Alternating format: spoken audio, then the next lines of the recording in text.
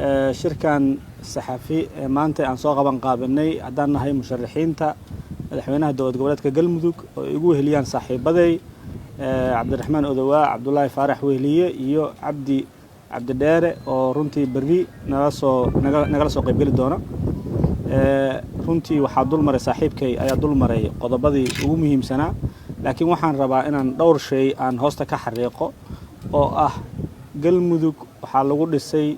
maanta ay marayso halka ay marayso waxaa noo dhisan baarlamaankii labaad noo dhisan baarlamaankii labaad ee dowlad goboleedka Galmudug noo dhisan halka meeshan aan ku soo gaarnay 7 bilood oo la soo dhaafay waxaan nala joogay wasaaradda arrimaha gudaha guddi dowladda federaalka laga soo diray maanta reer Galmudug institutionkii koowaad u dhisan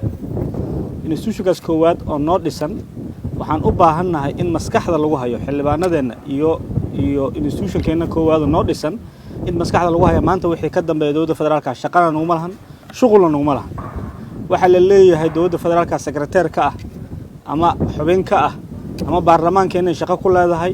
sharcina ma ahan dastuur federaalna ma ahan dastuur dowlad goboleed Galmudugna ma ahan marka waxaan rabnaa runtii inay faraha kala baxaan wasaaradda arrimaha gudaha iyo guddigii shaqadiisa ay dhamaatay hawsha baarlamaanka dowlad goboleedka Galmudug baarlamaanka labaad asaga noo dhisan maanta wixii ka dambeeyay dowladda nahay halkaana waxa lagu yimid isu tanaasul waxa lagu yimid runtii dhabar adeeg waxa lagu yimid inaan anagu qodob walba oo kamid ah 7 bilood la soo dhaafay waa ka cabanay waxaan ka sheeganay maxaa la yiraahdaa markii guddiga la soo magacaabay waxaan niri guddigan wuxuu yahay maxaa la yiraahdaa guddi shaqadii dowladda haya hana la ka daayo dowladdu waa ku adkaysatay odayaasha dhaqanka liiskooda yaan la musuqmaasuqana niri waa laga shaqeeyay in la musuqmaasuq waa u tanaasulnay xildhibaanada soo baxay hadda oo dambi aan ku lahayn intaas ayaguna runtii inta oday oo hadashay oo cabaaday oo runtii khatar u gashay inay Galmudug ay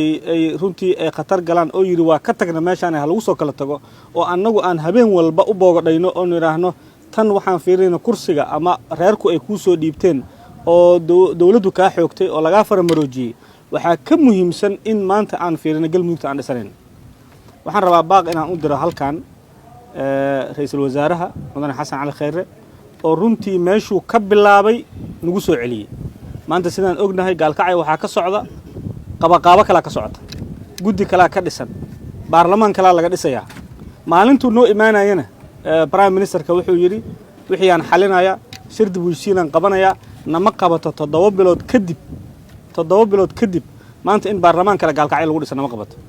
dowladdu ayadana tiri madaxweyne xaaf wax walba oo maxaa la yiraahdaa uu yahay anaga xalinayna anaga qaadanayna la macaamilayna oo arintiisa idinka xalinayna de maanta in ay hadana wixii ay ku ballameen wixii isku fahmeen in dowladdu inta ka baxdo madaxweynihii uu yiraahdo halkaas oo baarlamaanka la ku dhisaya waxaan u arkaynaa caqabad kale oo loo dhigayo Galmudug markale waxaan soo xasuusanayaa 2015 oo Dhuusamareeb iyo Cadaad loo kala istaagay maanta ma aqbali karno inaan Dhuusamareeb iyo Gaalkacyo 2 baarlamaan iyo 2 dowlad kale inay ka dhalato ma aqbali karno 4 sano kale inay nooga dhunto ma aqbali karno waa mas'uuliyad dowladda federaalka ay leedahay oo 7 bilood la soo dhaafay ay ayadu gacanta ku haysay maanta marka inay 2 baarlamaan noo dhalato oo odayaashii halkan ka xanaaqay halkaas aadaan oo aysan dowladdu waxba kala jeclayn oo madaxweynihii hadda xilka la rabay in laga wareego dowlad goboleedka la sameeynayo waa mas'uuliyad dowladda federaalka ay leedahay waxaan rabnaa shacabka reer Galmudug inaan u sheegno waxaan dowladda federaalka inaan u sheegno international community inaan u sheegno waxaan rabnaa arintaas hadda in laga hortago mar rabno in mar walba dowladda meeshan ka dhalatay tii lugaha qabaleed in meelka loo dhigo mar rabno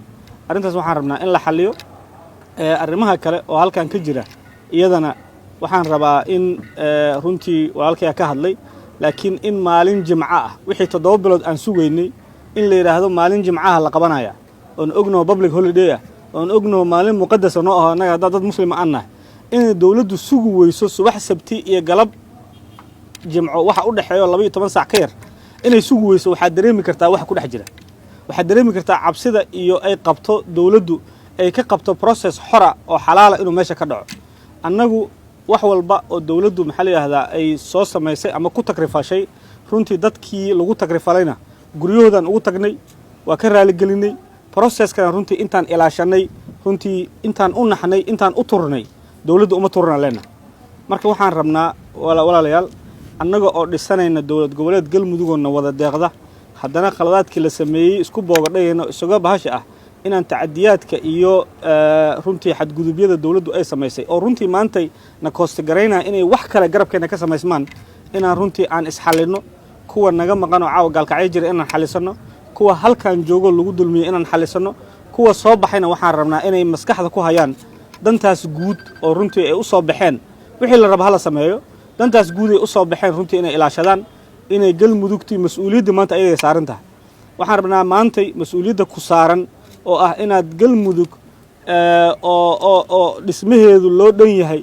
oo maanta maalin walba waxaan leeyahay galmudug midaysan rabnaa maalin walba waxaan galmudug loo dhan yahay rabnaa maanta waxa weeyaan inaad adinkeeda saaran tahay baarlamaanka saaran tahay galmudug ciddii kala qaybiso caawa gaalkacyo ee dhuusamareeb ka dhigtay ma miday karto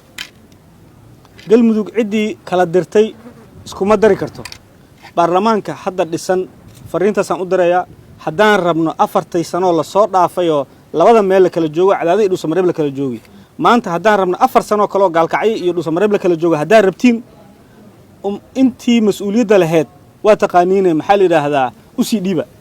haddii kalena